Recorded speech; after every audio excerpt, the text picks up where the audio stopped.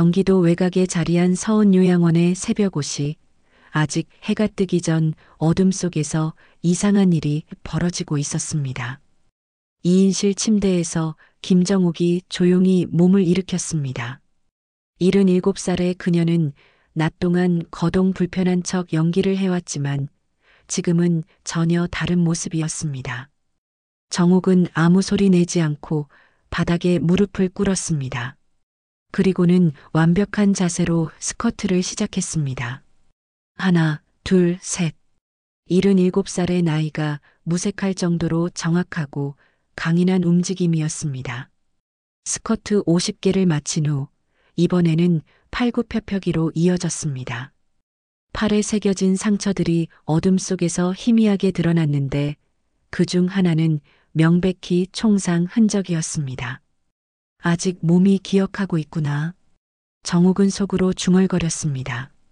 하지만 운동을 마치자마자 그녀의 표정이 어두워졌습니다. 그래도 이 죄 많은 몸으로 뭘 할 수 있겠어. 오전 7시가 되자 간병인들이 출근했습니다. 정욱은 다시 침대에 누워 무력한 노인 행세를 하고 있었습니다. 간병인 김순자가 들어와 거칠게 이불을 젖혔습니다. 아이고, 또 실례했네요. 순자가 정욱의 침대 시트를 확인하며 혀를 찼습니다. 사실 정욱은 실례한 적이 없었지만 순자는 일부러 물을 뿌려놓고는 꾸중을 했습니다. 이 할머니 진짜 손 많이 가요. 어제도 밥 흘리고 물도 쏟고. 정욱은 가만히 그 모든 걸 견뎠습니다. 순자의 거친 손길이 자신의 팔을 집어올릴 때도 일부러 아픈 부위를 누를 때도 말입니다. 하지만 순자는 모르고 있었습니다. 정욱이 그 손목을 0.3초 만에 꺾어버릴 수 있다는 사실을 말이죠. 에휴, 말도 못 알아듣는 노인네를 왜 자꾸 살아있게 해놨대? 순자가 동료 간병인에게 투덜거렸습니다. 차라리 빨리 가시는 게 서로한테 좋을 텐데. 여기 누워서 세금만 축내고. 정욱의 주먹이 이불 속에서 꽉 쥐어졌습니다. 하지만 곧 힘을 빼며 체념한 듯 한숨을 쉬었습니다. 그녀의 마음속에는 무거운 기억들이 소용돌이치고 있었습니다. 내가 이런 취급받을 만큼 죄를 많이 지었지. 그때 정욱의 머릿속에 오래된 장면이 떠올랐습니다. 까만 군복을 입고 총을 든 젊은 시절의 자신. 그리고 그 총구가 향했던 곳. 아이들이 숨어있던 마을. 정욱은 눈을 꽉 감았습니다. 그 기억만큼은 평생 지워지지 않을 것 같았습니다. 점심시간이 되자 더욱 가혹한 일들이 벌어졌습니다.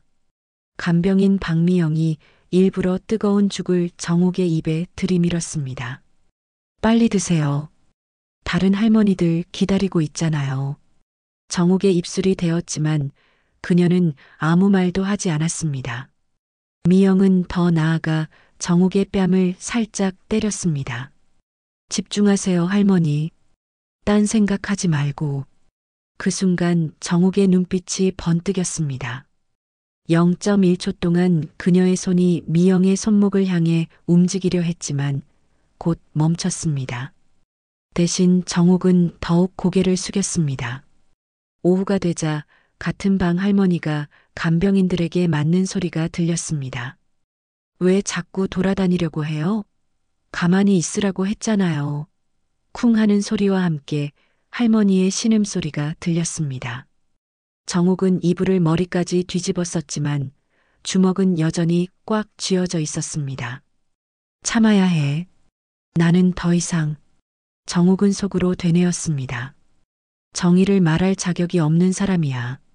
저녁 8시 야간 근무자들이 들어오자 요양원은 더욱 무법천지가 되었습니다. 정욱은 화장실에 가고 싶다고 신호를 보냈지만 야간 간병인은 밤에 왜 이래요? 기저귀 차고 있잖아요 라며 무시했습니다. 결국 정욱은 몇 시간을 참아야 했습니다. 밤 11시가 되자 요양원은 적막해졌습니다. 하지만 정욱의 마음은 더욱 요동치고 있었습니다. 그녀는 천장을 바라보며 과거를 떠올렸습니다. 707특임단 시절 자신의 별명은 K7이었습니다. 가장 위험한 임무를 담당하는 요원이었죠. 하지만 그 모든 영광 뒤에는 총을 들면 잊힌 전쟁이 다시 시작돼. 정옥은 예전에 자신이 했던 말을 떠올렸습니다. 그래서 그녀는 총을 내려놓았고 이렇게 숨어서 살고 있는 것입니다. 하지만 오늘 하루 겪은 일들이 그녀 안에 무언가를 깨우고 있었습니다. 새벽 2시 정옥은 다시 조용히 일어나 운동을 시작했습니다. 이번엔 더 강도 높은 훈련이었습니다. 그녀의 눈빛에는 예전과 다른 무언가가 타오르고 있었습니다. 서운요양원에 새로운 변화가 찾아왔습니다. 신입 간병사 조아영이 첫 출근을 하는 날이었습니다. 35살의 하영은 다른 요양원에서 5년간 근무한 경험이 있었지만 이곳의 분위기는 뭔가 달랐습니다. 복도를 걸으며 느끼는 묘한 긴장감, 그리고 노인분들의 움츠러든 모습들이 그녀의 마음을 무겁게 했습니다. 새로 오신 조아영 씨죠? 여기 일이 만만치 않을 거예요. 선배 간병사 김순자가 차가운 표정으로 말했습니다. 특히 2인실에 있는 김정옥 할머니, 완전 손 많이 가는 분이에요. 말도 안 통하고 맨날 실례만 하고. 하영은 고개를 끄덕이며 업무를 익혀갔습니다. 하지만 김정옥 할머니를 처음 본 순간 뭔가 이상한 느낌을 받았습니다. 다른 노인분들과는 확실히 다른 기운이 있었습니다.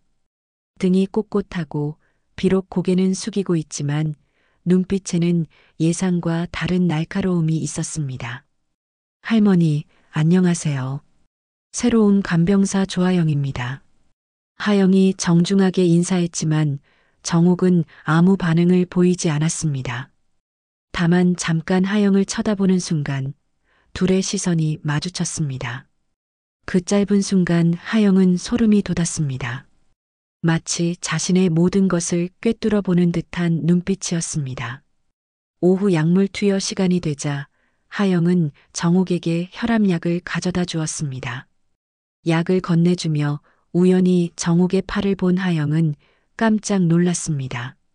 팔꿈치 근처에 동그란 흉터가 있었는데 그것은 명백히 총상 흔적이었습니다. 간병사로 일하며 여러 상처를 봐왔지만 이런 흉터는 처음이었습니다. 할머니, 하영이 조심스럽게 물었습니다. 혹시 무릎에 있는 이 흉터도 총상이죠? 정옥의 몸이 살짝 경직되었습니다.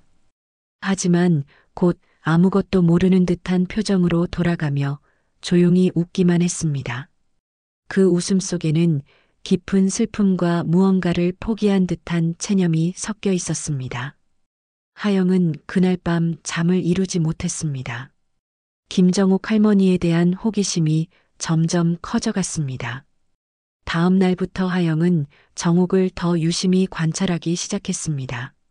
다른 간병사들이 거칠게 대할 때도 정옥은 전혀 저항하지 않았지만 가끔 보이는 미세한 반응들이 예사롭지 않았습니다.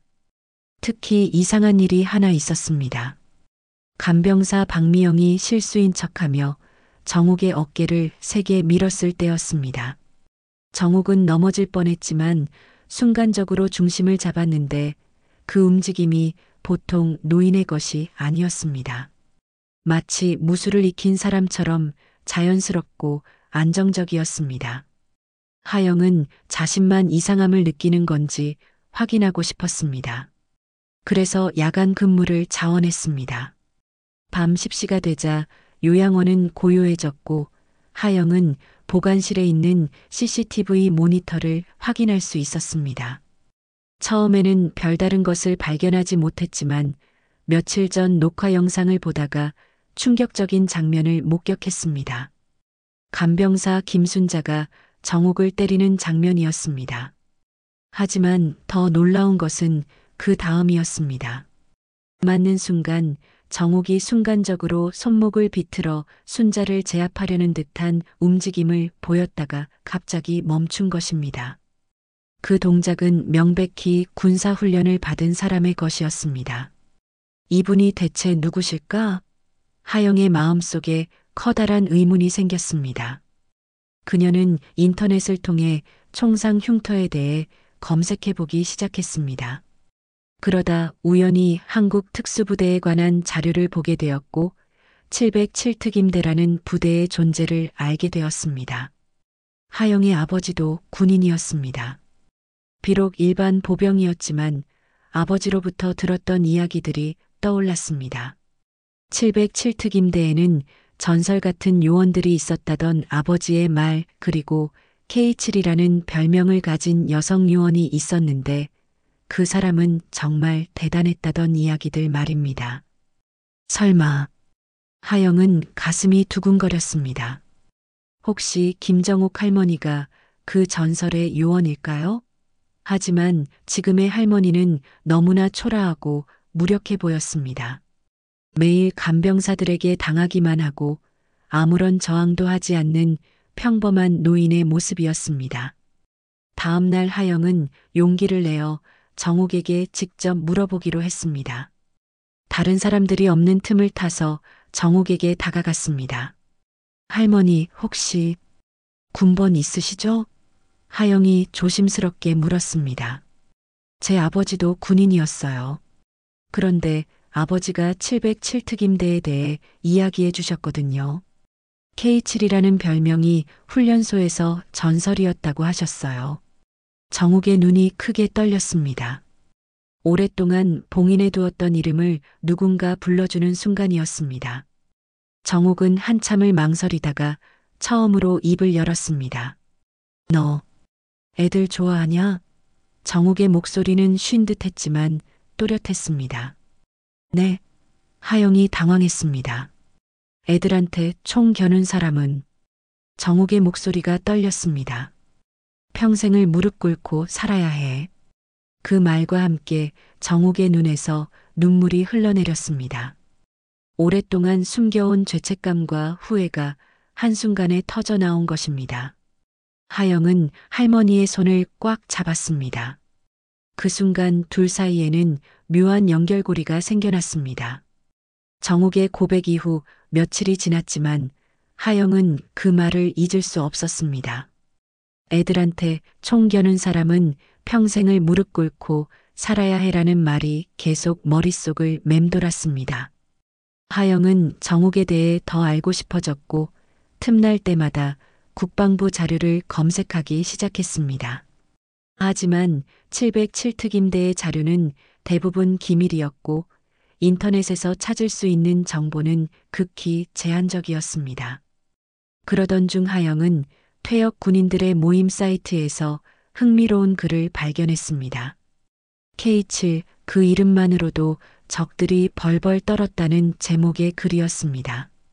글의 내용은 충격적이었습니다. K7은 707특임대 창설 초기부터 활동한 전설적인 요원이었고 단독 침투 작전에서는 거의 실패한 적이 없었다고 했습니다. 하지만 어느 순간부터 모든 기록에서 사라졌다는 내용도 있었습니다. 마치 존재 자체가 지워진 것처럼 말입니다. 다음 날 아침 하영은 정욱에게 조심스럽게 다가갔습니다. 다른 간병사들이 없는 틈을 타서 정욱의 곁에 앉았습니다. 할머니, 어제 말씀하신 것 더 이야기해 주실 수 있을까요? 하영이 부드럽게 물었습니다. 정욱은 한참을 침묵하다가 천천히 입을 열었습니다. 그때는 모든 게 명령이었어. 정욱의 목소리는 떨리고 있었습니다. 적과 아군을 구분하라고 했는데 정작 현장에서는 그런 구분이 무의미했지. 총을 들고 있으면 적이고 그렇지 않으면 민간인이라고 했어. 하지만 정욱은 말을 멈추고 창밖을 바라봤습니다. 그녀의 눈에는 오래된 상처가 스며 있었습니다. 하지만 아이들은 달랐어요? 하영이 조심스럽게 물었습니다. 마을을 수색하라는 명령이었어. 정욱이 계속 말했습니다. 적의 무기가 숨겨져 있다고 했지. 그런데 그 마을에는 아이들만 있었어. 부모들은 모두 피난을 갔고 갈 곳이 없는 아이들만 남아 있었던 거야. 정욱의 손이 떨리기 시작했습니다. 하영은 그 손을 꽉 잡아주었습니다. 그때 나는 명령에 따라 총을 겨눴어. 하지만 방아쇠를 당기지는 못했지. 그 아이들의 눈을 보는 순간 나는 더 이상 군인이 아니었어. 그냥 죄책감에 떨고 있는 한 사람이었을 뿐이야. 그래서 부대를 떠나신 건가요? 그날 이후로 나는 달라졌어. 더 이상 총을 들 수 없었지. 상부에서는 내가 정신적 충격을 받았다고 했고 결국 전역하게 됐어. 하지만 그게 끝이 아니었어. 정욱의 이야기는 계속되었습니다. 전역 후에도 그녀는 과거의 그림자에서 벗어날 수 없었다고 했습니다. 악몽에 시달렸고 사람들과의 관계도 어려워졌습니다. 특히 아이들을 보면 그날의 기억이 되살아나서 견딜 수 없었다고 했습니다. 그래서 여기 오신 건가요? 숨기 위해서요? 숨는 게 아니야. 정욱이 쓴웃음을 지었습니다. 속죄하는 거지. 내가 겨눴던 총구 앞에 서 있던 아이들에게 미안하다는 마음으로 살아가는 거야. 하영은 정욱의 이야기를 들으며 가슴이 먹먹해졌습니다. 동시에 지금 요양원에서 벌어지고 있는 일들이 더욱 부당하게 느껴졌습니다. 이렇게 깊은 상처를 안고 살아가는 사람을 간병사들이 함부로 대하고 있다는 사실이 분노스러웠습니다. 그때 김순자가 나타났습니다. 뭐 하는 거예요? 일 안 하고 할머니랑 수다 떨고 있어요? 순자의 목소리는 날카로웠습니다. 죄송합니다. 할머니가 무언가 말씀하려고 하셔서. 말씀은 무슨, 이 할머니가 언제 말을 해요? 거짓말하지 마세요. 순자는 정욱을 향해 다가갔습니다. 할머니, 신입 직원 괴롭히지 마세요. 말도 안 하면서 왜 갑자기 떠들어요? 순자가 정욱의 어깨를 거칠게 흔들었습니다. 그 순간 하영은 정욱의 눈빛이 변하는 것을 봤습니다. 0.1초 동안 예리한 살기가 스쳤지만 곧 다시 무력한 노인의 눈빛으로 돌아갔습니다. 할머니는 아무 말씀 안 하셨어요. 하영이 서둘러 말했습니다. 제가 혼자 이야기한 거예요. 순자는 의심스러운 눈으로 둘을 번갈아 봤지만 더 이상 추궁하지는 않았습니다. 다만 나가면서 경고했습니다. 앞으로 일할 때 집중하세요. 여기서 감상에 젖어 있을 시간 없어요. 순자가 나간 후 하영은 정욱에게 속삭였습니다. 할머니, 이제 정말 확신이 서요. 할머니가 그 전설의 K7이시죠? 정욱은 고개를 끄덕였습니다. 하지만 그건 이제 중요하지 않아. 나는 그냥 죄를 지은 늙은 여자일 뿐이야. 아니에요. 하영의 목소리에 힘이 들어갔습니다. 할머니는 여전히 강하세요. 아까 순자가 할머니를 흔들 때 할머니의 눈빛을 봤어요. 여전히 그 힘이 남아 있어요. 정욱은 놀란 표정을 지었습니다. 자신의 순간적인 반응을 하영이 알아챈 것이었습니다. 하지만 그 힘으로 뭘 하겠어? 이미 늦었어. 늦지 않았어요. 하영이 단호하게 말했습니다. 할머니, 여기서 무슨 일이 벌어지고 있는지 아세요? 다른 할머니, 할아버지들이 어떤 대우를 받고 있는지 보셨죠? 정욱의 표정이 어두워졌습니다. 물론 알고 있었습니다. 매일 벌어지는 학대와 방치를. 하지만 자신이 나서봤자 달라질 게 없다고 생각했습니다. 할머니가 그때 아이들을 지키지 못했다면. 하영이 조심스럽게 말했습니다. 지금이라도 여기 있는 무력한 사람들을 지켜주시면 안 될까요? 정욱의 눈에 새로운 빛이 스며들기 시작했습니다. 오랫동안 봉인했던 정의감이 서서히 깨어나고 있었습니다.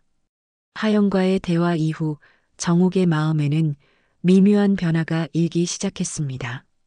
하지만 그 변화를 확신으로 바꾸는 결정적인 사건이 곧 일어났습니다. 그날 오후 같은 층에 있는 박영수 할아버지에게서 이상한 소리가 들려왔습니다. 아야, 아파. 도와주세요. 약한 신음소리였지만 정옥의 예민한 청각에는 또렷하게 들렸습니다. 하지만 간병사들은 일부러 모른 척하고 있었습니다. 저녁 6시경 갑작스럽게 구급차 사이렌 소리가 들렸습니다. 박영수 할아버지가 의식을 잃고 쓰러진 것입니다.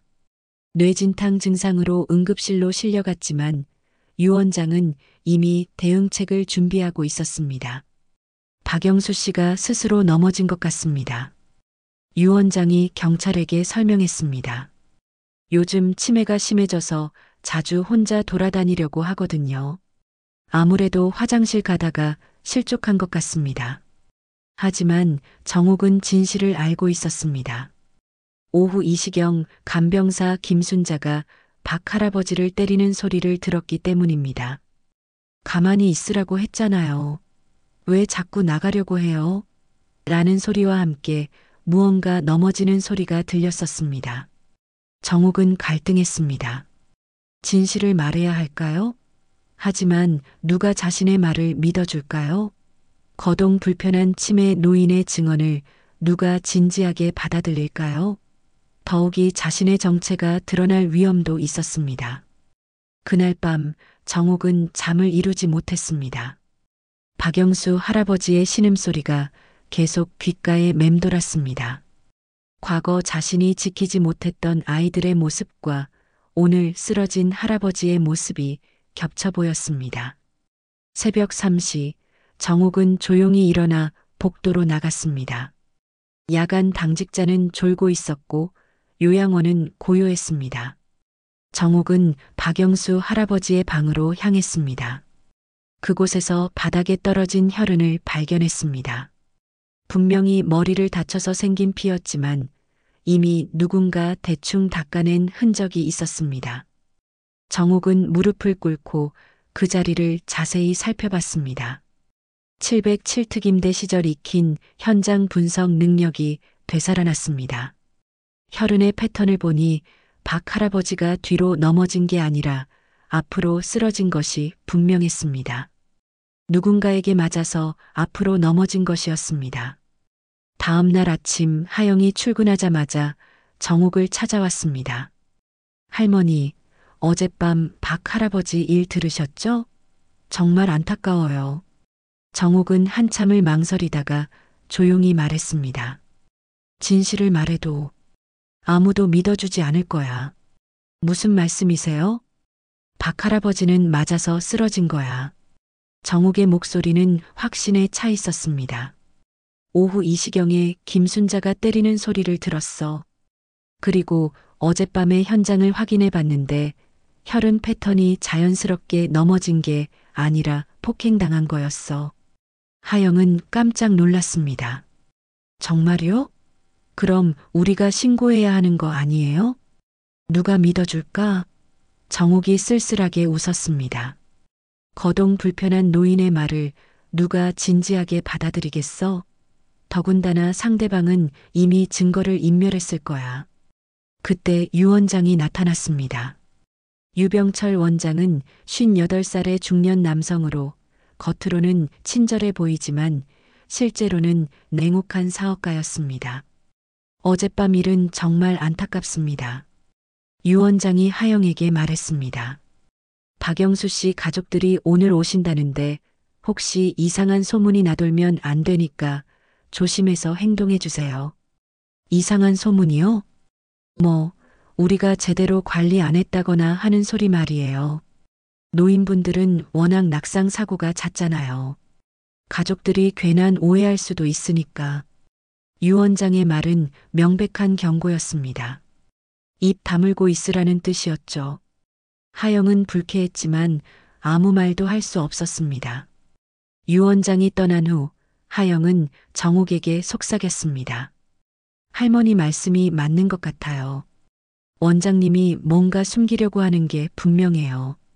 그 순간 정옥의 마음속에서 무언가 끓어오르기 시작했습니다. 과거에 자신이 지키지 못했던 무력한 사람들, 그리고 지금 눈앞에서 벌어지고 있는 부조리한 현실이 겹쳐 보였습니다. 하영아. 정욱이 처음으로 하영의 이름을 불렀습니다. 너는 뭔가 잘못된 걸 보면 가만히 있을 수 있어? 아니요. 절대 그럴 수 없어요. 그럼 나도 마찬가지야. 정욱의 눈빛이 달라지기 시작했습니다. 나는 평생 침묵하며 살아왔어. 과거의 죄책감 때문에 정의로운 일을 할 자격이 없다고 생각했지. 하지만 정욱은 잠시 멈췄다가 계속 말했습니다. 정의로운 삶을 살아야 했던 사람들이 침묵하니까 나쁜 놈들이 더 당당해진 거 아닐까? 하영의 말이었습니다. 며칠 전 정욱에게 했던 그 말이 이제 정욱 자신의 입에서 나오고 있었습니다. 할머니, 더 이상 도망치지 않을 거야. 정욱의 목소리에 결의가 담겨 있었습니다. 내가 과거에 지키지 못한 것들을 위해서라도 지금은 제대로 해야 해. 그날 밤 정욱은 자신의 사물함을 열었습니다. 가장 깊숙한 곳에 숨겨둔 낡은 파우치를 꺼냈습니다. 그 안에는 707특임대 시절의 기념품들이 들어 있었습니다. 흉터가 새겨진 사진, 군사휘장, 그리고 낡은 전술장갑. 모든 것이 먼지를 뒤집어 쓰고 있었지만 여전히 그때의 기억을 생생하게 담고 있었습니다. 정욱은 전술장갑을 손에 끼워봤습니다. 여전히 손에 딱 맞았습니다. 그리고 그 순간 오랫동안 잠들어 있던 K7이 서서히 깨어나기 시작했습니다. 정욱이 과거의 물건들을 꺼내든 그날 밤부터 서운 요양원에는 미묘한 변화가 감지되기 시작했습니다. 겉으로는 여전히 무력한 노인처럼 보이지만 정욱의 행동에는 새로운 목적의식이 스며들어 있었습니다. 새벽 2시 정욱은 조용히 침대에서 일어났습니다. 하지만 이번에는 단순한 운동이 아니었습니다. 그녀는 요양원 복도를 따라 움직이며 CCTV의 사각지대를 파악하기 시작했습니다. 707특임대 시절 익힌 정찰 기술이 되살아나고 있었습니다. 요양원의 구조는 생각보다 복잡했습니다. 1층에는 사무실과 식당, 2층과 3층에는 거주 공간이 있었고 지하에는 창고와 보일러실이 있었습니다. 정욱은 각 층의 CCTV 위치와 경비원의 순찰 패턴을 머릿속에 기록해 갔습니다. 특히 중요한 발견이 있었습니다. 원장실 앞 복도에는 CCTV가 없었습니다. 아마도 원장 자신의 사생활 보호를 위해 의도적으로 설치하지 않은 것 같았습니다. 또한 지하 창고로 이어지는 계단 역시 감시망에서 벗어나 있었습니다. 다음 날 아침 하영은 정욱에게서 뭔가 달라진 기운을 느꼈습니다. 여전히 조용하고 순종적으로 보였지만 눈빛에는 예전과 다른 집중력이 있었습니다. 할머니, 어젯밤에 잘 주무셨어요? 하영이 약을 가져다 주며 물었습니다. 응. 오랜만에 깊이 잠들었어. 정욱이 의미심장하게 웃었습니다. 꿈에서 옛날 일들이 생각났는데 나쁘지 않았어. 그때 김순자가 들어왔습니다. 조아영 씨, 원장님이 부르세요. 뭔가 중요한 이야기가 있다고 하네요. 하영은 불안한 마음으로 원장실로 향했습니다. 유 원장은 책상에 앉아 서류를 들여다보고 있었습니다.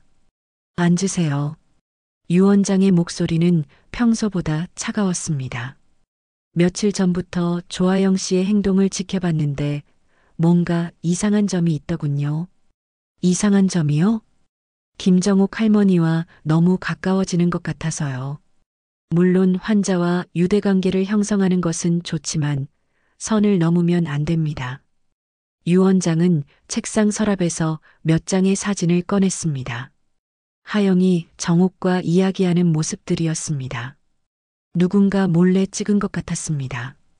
특히 박영수 씨 사건 이후로 좀 예민해진 것 같은데 혹시 이상한 생각하고 있는 건 아니죠? 하영은 등골이 서늘해졌습니다. 자신의 행동이 감시받고 있었다는 사실이 충격적이었습니다. 아무 생각 없습니다. 그냥 할머니가 외로워 보이셔서. 외로움을 달래주는 것과 쓸데없는 호기심을 갖는 것은 다릅니다. 유 원장의 목소리가 날카로워졌습니다. 여기는 요양원이지 탐정 놀이하는 곳이 아니에요. 그 순간 하영은 깨달았습니다.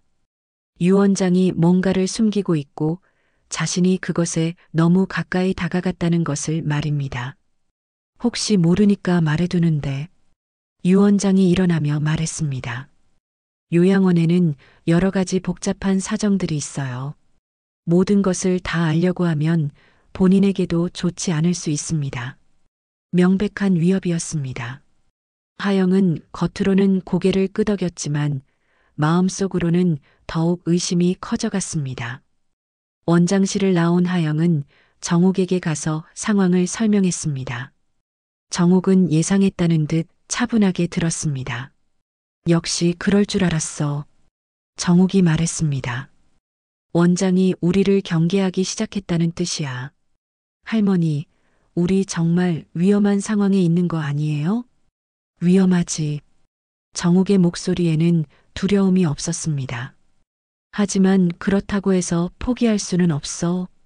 오히려 더 조심스럽게, 더 철저하게 준비해야 해. 그날 오후 정옥은 하영에게 특별한 부탁을 했습니다. 원장의 컴퓨터에 접근할 수 있어? 불가능해요. 원장실은 항상 잠겨 있고 비밀번호도 모르고. 그럼 다른 방법을 찾아야겠네. 정옥이 생각에 잠겼습니다. 요양원 밖에서 자주 만나는 사람이 있어? 하영은 며칠간 관찰했던 것을 떠올렸습니다. 아, 박상수라는 사람이 일주일에 2번 정도 와요. 정확한 정체는 모르겠지만 원장님과 비밀스럽게 만나는 것 같아요. 어떤 차 타고 와? 검은색 제네시스요. 번호판은 잘 못 봤는데. 정옥의 눈이 번뜩였습니다. 그 사람이 올 때 원장 행동이 어때? 평소보다 긴장하는 것 같아요. 그리고 그 사람이 올 때마다 직원들을 일찍 퇴근시키거든요. 그럼 분명히 수상한 거래를 하고 있는 거야. 정옥이 확신에 찬 목소리로 말했습니다. 요양급여 부정수급이나 다른 불법적인 일들을 말이야. 그날 밤 정옥은 본격적인 조사를 시작했습니다. 먼저 원장실 근처를 정찰했습니다. 문은 잠겨 있었지만 707특임대 시절 배운 기술로 자물쇠는 큰 문제가 되지 않았습니다. 하지만 무작정 침입하기보다는 더 확실한 증거가 필요했습니다. 정옥은 지하 창고를 살펴봤습니다. 그곳에서 이상한 것들을 발견했습니다. 요양원에서 사용하지 않는 의료기기들이 대량으로 쌓여 있었고 유통기한이 지난 약품들도 있었습니다. 분명히 보험 사기와 관련된 물품들이었습니다. 더 충격적인 것은 한쪽 구석에서 발견한 서류들이었습니다. 가짜 환자 명단과 허위 의료 기록들이 가득했습니다. 실제로는 입원하지 않은 사람들의 이름으로 요양급여를 청구한 기록들이었습니다. 이것들이 박상수와 거래하는 증거겠군.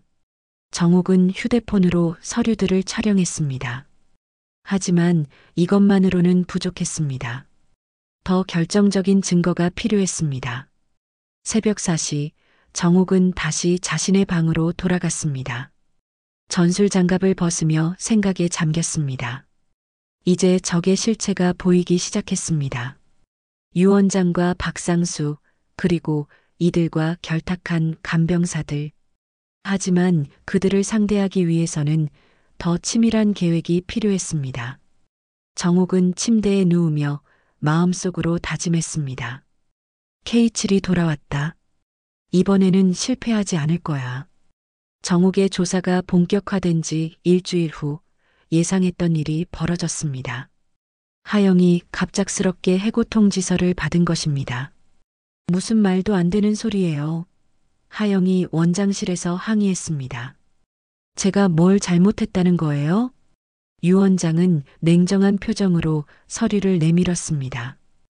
근무 태도 불량, 업무 집중도 부족, 그리고 환자와의 부적절한 관계 형성, 충분한 해고 사유가 됩니다.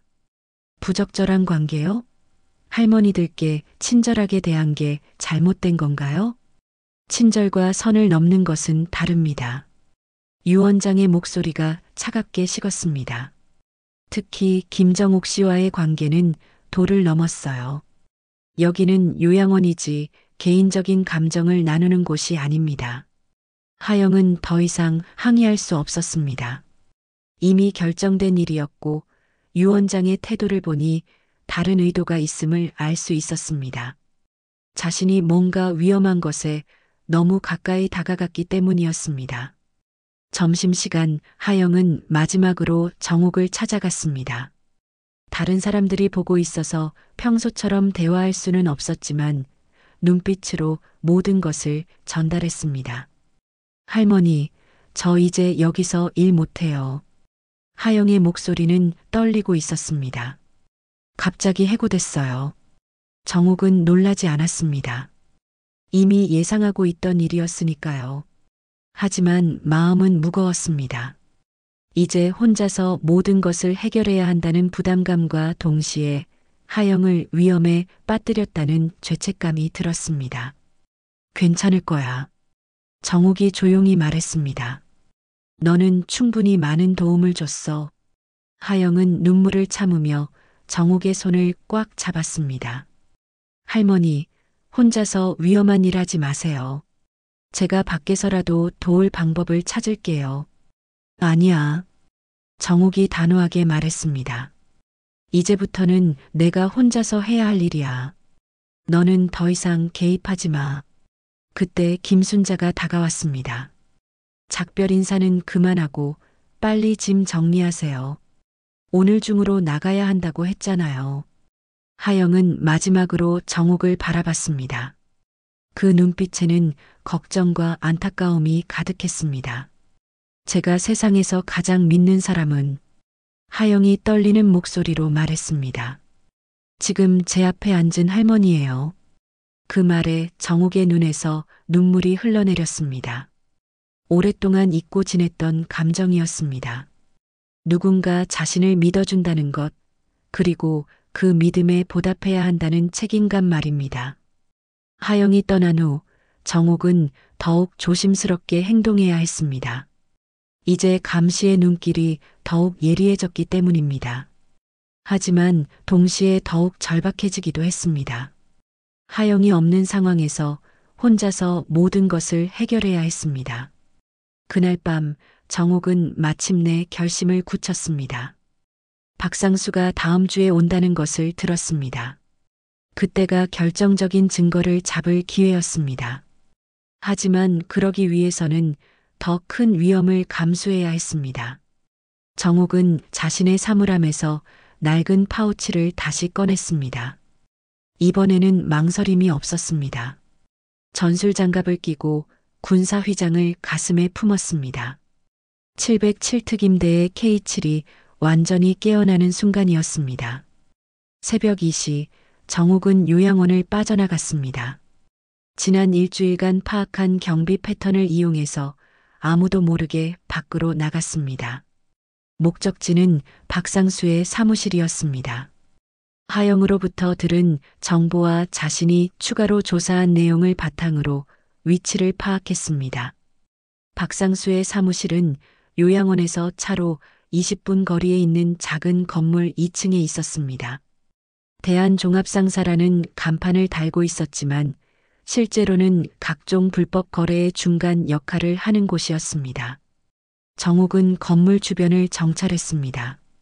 경비는 허술했고 CCTV도 몇 개 없었습니다. 707특임대 시절에 침투 기술을 사용하면 충분히 들어갈 수 있었습니다. 하지만 정옥의 목적은 단순한 침입이 아니었습니다. 박상수와 유 원장 사이의 거래 내용을 정확히 파악하고 결정적인 증거를 확보하는 것이었습니다. 그러기 위해서는 다음 주에 있을 만남을 기다려야 했습니다. 정옥은 건물 구조와 보안 상황을 머릿속에 기록하고 요양원으로 돌아갔습니다. 다행히 아무도 자신의 부재를 눈치채지 못했습니다. 다음 날부터 정옥은 평소보다 더욱 조용하게 지냈습니다. 간병사들의 거친 대우도 묵묵히 견뎠고 다른 환자들이 당하는 부당한 일들도 참고 지켜봤습니다. 하지만 그녀의 마음속에는 확고한 계획이 자리 잡고 있었습니다. 마침내 그날이 왔습니다. 박상수가 요양원에 온다는 날이었습니다. 정옥은 그날 오후부터 긴장을 늦추지 않았습니다. 모든 것이 계획대로 진행되어야 했습니다. 오후 6시 검은색 제네시스가 요양원 앞에 도착했습니다. 박상수가 내려서 요양원으로 들어갔습니다. 정옥은 창문 너머로 그의 모습을 지켜봤습니다. 42살 정도로 보이는 박상수는 겉보기에는 평범한 사업가 같았지만 걸음걸이와 표정에서 폭력적인 기운이 느껴졌습니다. 박상수와 유 원장의 만남은 1시간 정도 지속됐습니다. 그들이 무슨 이야기를 나누는지는 알 수 없었지만 분명히 불법적인 거래에 관한 내용일 것이었습니다. 박상수가 떠난 후 정옥은 마지막 준비를 시작했습니다. 오늘 밤이 모든 것을 끝낼 밤이 될 것입니다. 간병인을 따돌리고 요양원을 빠져나가 박상수의 사무실로 향하는 것입니다. 밤 11시 정옥은 조용히 침대에서 일어났습니다. 전술장갑을 끼고 707특임대 휘장을 가슴에 품었습니다. 마지막으로 거울을 봤습니다. 거기에는 더 이상 무력한 노인이 아닌 전설의 요원 K7이 서 있었습니다. 정옥은 요양원을 빠져나갔습니다. 목적지는 박상수의 사무실. 이번에는 단순한 정찰이 아니라 직접적인 대결을 위해서였습니다. 밤 11시 30분 정옥은 박상수의 사무실이 있는 건물 앞에 도착했습니다. 2층 창문에서 불빛이 새어나오고 있었습니다. 박상수가 아직 사무실에 있다는 뜻이었습니다. 정옥의 계획대로 진행되고 있었습니다. 정옥은 건물 뒤편으로 돌아가 비상계단을 통해 2층으로 올라갔습니다. 707특임대 시절 익힌 은밀 침투 기술이 몸에 배어 있었습니다. 77살의 나이에도 불구하고 그녀의 움직임은 여전히 민첩하고 조용했습니다. 복도 끝에서 들려오는 소리를 통해 박상수가 혼자가 아니라는 것을 알 수 있었습니다. 술 마시는 소리와 거친 웃음소리가 들렸습니다. 정옥은 문 앞까지 다가가 귀를 기울였습니다. 유 원장 그 새끼, 이번에도 깨끗하게 처리했네. 박상수의 목소리였습니다. 박영수 노인 사건도 자연사로 만들어버렸고 형님 덕분이죠. 다른 남자의 목소리가 들렸습니다. 그런데 그 신입 간병사는 왜 쫓아냈어요? 너무 눈치가 빨라서 거슬렸거든. 괜히 이상한 소문 내면 귀찮아져. 박상수가 술을 마시며 말했습니다. 요양원 사업이 얼마나 돈이 되는지 모르지? 가짜 환자 명단만으로도 한 달에 억 단위야. 정옥의 주먹이 꽉 쥐어졌습니다. 박영수 할아버지를 죽음에 이르게 한 것도 이들이었고 수많은 노인들을 이용해 돈을 빼먹고 있었던 것입니다. 그런데 형님, 혹시 김정옥이라는 할머니 아세요? 또 다른 목소리가 들렸습니다. 유 원장이 그 할머니를 좀 조심하라고 하던데. 김정옥? 그냥 늙은 할머니 아냐? 뭘 조심해? 글쎄요. 그냥 이상하다고 하더라고요. 너무 조용하다고. 박상수가 크게 웃었습니다. 아, 정말 웃기네. 70 넘은 할머니가 뭘 어쩐다고. 그들의 조롱하는 웃음소리가 복도까지 들렸습니다. 정옥은 더 이상 참을 수 없었습니다. 이제 충분한 증언을 들었고 직접 대면할 때가 왔습니다. 정옥은 문 손잡이를 천천히 돌렸습니다. 다행히 잠겨 있지 않았습니다. 문이 조용히 열리며 사무실 안이 보였습니다. 박상수와 2명의 부하가 책상에 둘러앉아 술을 마시고 있었습니다. 누구십니까? 박상수가 문 쪽을 보며 물었습니다. 허리를 굽힌 할머니가 들어오는 모습을 보고는 당황했습니다. 정옥은 아무 말 없이 천천히 그들에게 다가갔습니다. 그녀의 걸음걸이는 평소에 뒤뚱거리는 모습이 아니라 확고하고 위협적이었습니다. 할머니, 여기 어떻게 들어왔어요? 관계자 외 출입 금지인데. 박상수가 일어나며 말했습니다. 정옥은 여전히 침묵을 지켰습니다. 대신 그녀의 눈빛이 변하기 시작했습니다. 무력한 노인의 눈빛이 아니라 수많은 전장을 경험한 전사의 눈빛이었습니다. 야, 이 할머니 뭐야? 말도 안 하고. 부하 중 하나가 정옥에게 다가가려 했습니다. 그 순간이었습니다. 정옥의 움직임이 시작된 것은 77살의 나이가 무색할 정도로 빠르고 정확한 공격이었습니다. 첫 번째 부하는 3초 만에 제압당했습니다. 정옥이 그의 손목을 비틀며 무릎으로 명치를 가격하자 그대로 쓰러졌습니다. 두 번째 부하는 놀라서 술병을 들어 정옥을 공격하려 했지만 정옥은 그의 팔을 잡아 관절을 꺾어버렸습니다. 비명과 함께 술병이 바닥에 떨어졌습니다. 박상수는 믿을 수 없다는 표정으로 정옥을 바라봤습니다. 이게 뭔 일이야? 할머니가 어떻게? 정옥은 마침내 입을 열었습니다. 내가 총을 들면. 그녀의 목소리는 차갑고 날카로웠습니다. 잊힌 전쟁이 다시 시작돼. 박상수의 얼굴이 창백해졌습니다. 그제서야 자신이 누구와 마주하고 있는지 깨달았습니다. 이 할머니는 평범한 노인이 아니었습니다. 당신, 설마 그 김정옥이요? 박상수가 떨리는 목소리로 물었습니다. K7? 오랜만에 그 이름을 듣는군. 정옥이 천천히 박상수에게 다가갔습니다. 나는 평생 침묵하며 살았어. 과거의 죄 때문에 정의를 말할 자격이 없다고 생각했지. 박상수는 뒷걸음질치기 시작했습니다. 잠깐요. 오해가 있는 것 같은데. 오해? 정옥의 눈이 차갑게 빛났습니다. 박영수 할아버지를 죽음으로 몰고 간 것도 오해야? 수많은 노인들을 이용해서 돈을 빼먹는 것도 오해야? 그건. 박상수가 책상 서랍을 열어 뭔가를 꺼내려 했습니다. 정옥은 한 걸음에 다가가 박상수의 손목을 잡았습니다.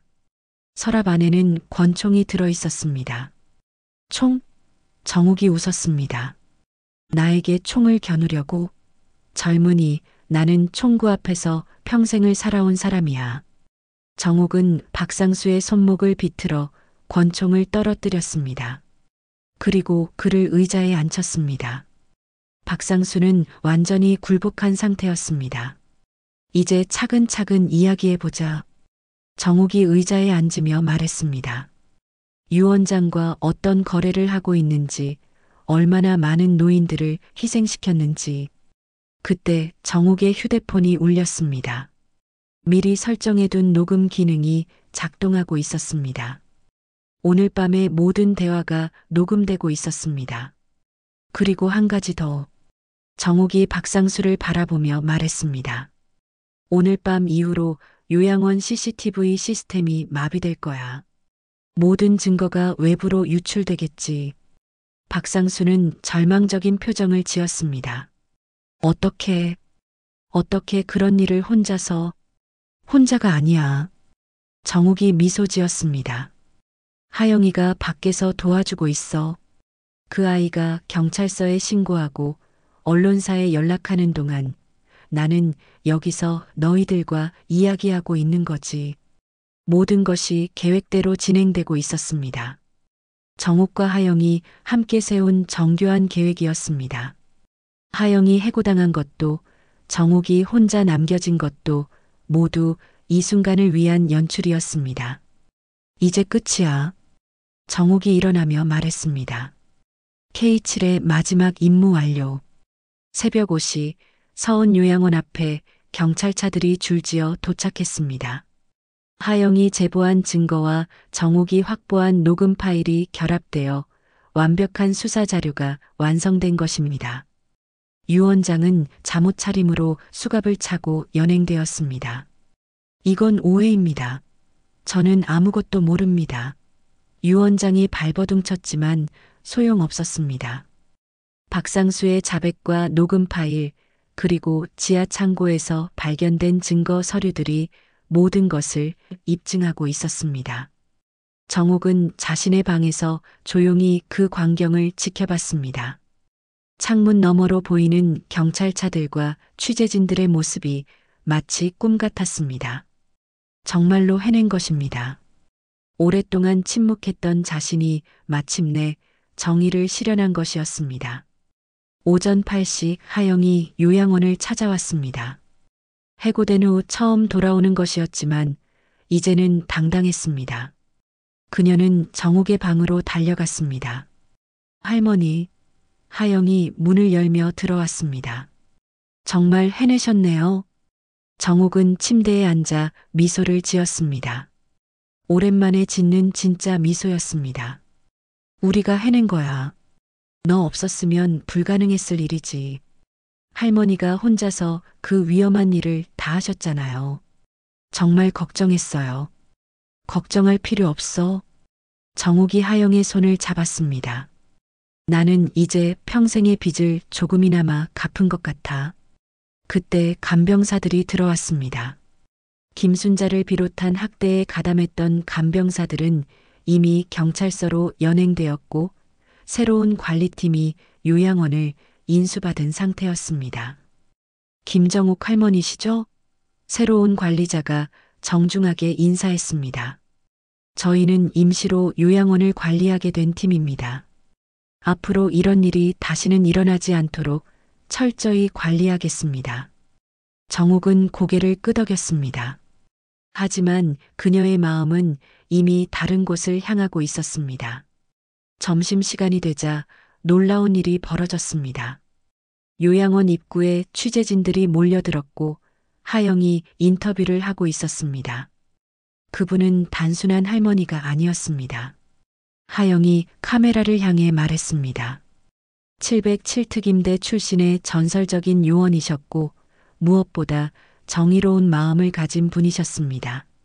과거의 실수 때문에 자신을 가두고 있었지만 결국 약자를 보호하는 본연의 모습을 되찾으셨어요. 그럼 현재 그분은 어디 계신가요? 기자가 물었습니다. 더 이상 여기 계시지 않습니다. 하영의 목소리가 약간 떨렸습니다. 오늘 새벽에 조용히 떠나셨어요. 실제로 정옥은 이미 요양원을 떠난 상태였습니다. 모든 일이 마무리된 후 그녀는 간단한 짐만 챙겨서 요양원을 나섰습니다. 하영에게만 작별 인사를 하고 말입니다.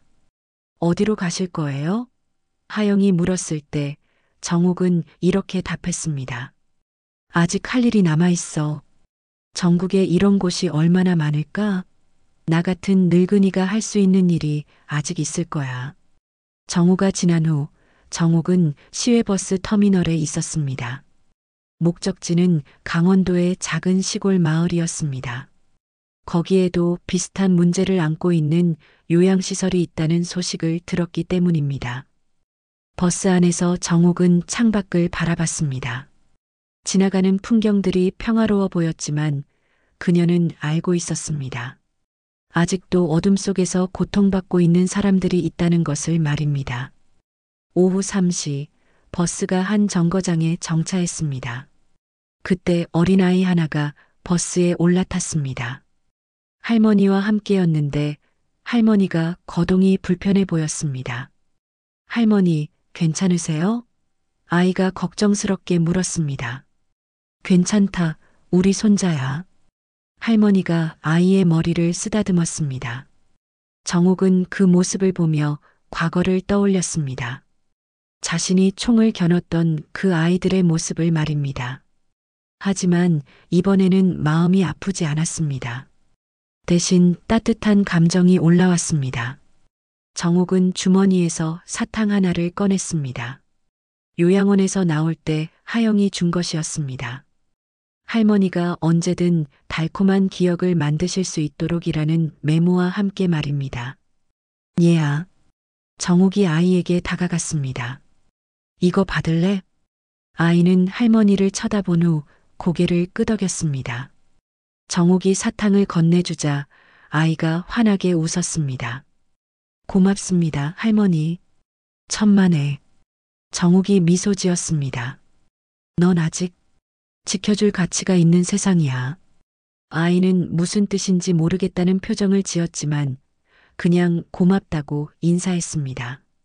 정욱은 그 아이의 맑은 눈동자를 바라보며 마음속으로 다짐했습니다. 이제 정말로 속죄하며 살 거야. 하지만 숨어서가 아니라 당당하게. 버스가 다시 출발했습니다. 정욱은 창가에 앉아 흘러가는 풍경을 바라봤습니다. 그녀의 손에는 707특임대 휘장이 들려 있었습니다. 더 이상 숨길 필요가 없는 자랑스러운 과거였습니다. 해가 기울어가는 오후, 정욱이 탄 버스는 산길을 따라 달리고 있었습니다. 창밖으로 보이는 산들이 황금빛으로 물들어가고 있었습니다. 새로운 시작을 알리는 아름다운 풍경이었습니다. 정욱은 주머니에서 낡은 전술장갑을 꺼내 바라봤습니다. 흙이 묻어 있지만 여전히 든든했습니다. 이 장갑과 함께 앞으로도 계속 싸워나갈 것입니다.